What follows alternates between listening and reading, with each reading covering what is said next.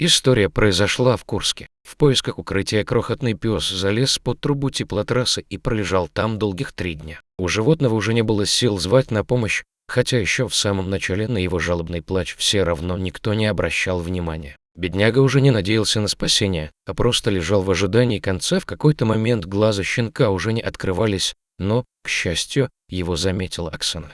Женщина обнаружила маленький грязный ком под трубой, когда возвращалась с работы. Состояние животного показалось Оксане крайне тяжелым, поэтому она решила обратиться за помощью к знакомой зоозащитнице, которая посоветовала незамедлительно отвезти найденыша в ветеринарную клинику. Лечением питомца занялся молодой талантливый доктор Владимир Пахомов, спасший много жизней благодаря своему высокому профессионализму. Врач признался, что шансов на спасение щенка мало, и сообщил, что больному срочно нужен донор. Это не гарантировало успеха, так как результаты анализов собаки были удручающими, однако Владимир готов был сделать все возможное для четвероногого пациента. Зоозащитница обратилась за помощью к другому волонтеру Александру, который держит на своей территории многих спасенных животных. Было решено, что донором для маленькой Ладушки станет Линда, большая красивая собака, которой судьба когда-то оказалась неблагосклонна. Волонтеры сильно опасались за жизнь Ладушки. К счастью, Линда смогла ее спасти.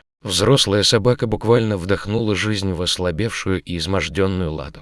Результат был просто невероятным. Когда волонтеры подошли к вольеру собаки, та даже слабо завиляла хвостом и поблагодарила их добрым и радостным выражением лица. Ладушка выглядела маленькой, худой и жалкой, но это не лишало ее красоты и очарования. Внешне Лада напоминает пушистого белого медвежонка. Она обладает дружелюбным характером и с удовольствием подставляет мордочку для ласки и почесушек. Бедняга рада, что наконец оказалась в тепле. В свои 1,5 года она уже многое пережила, и неизвестно, что ее ждет дальше. Докторы обещают, что Ладушка будет жить, и ее уже можно забрать из ветклиники. Но в таком ослабленном состоянии ее нельзя заселять в место передержки, где находятся животные с различными заболеваниями. Бедняга очень нуждается в домашнем уюте и заботе. Волонтеры очень надеются, что в ближайшем будущем Ладу приютит надежный и ответственный человек. К слову, спасительница Линда также нуждается в доме и любящих хозяевах.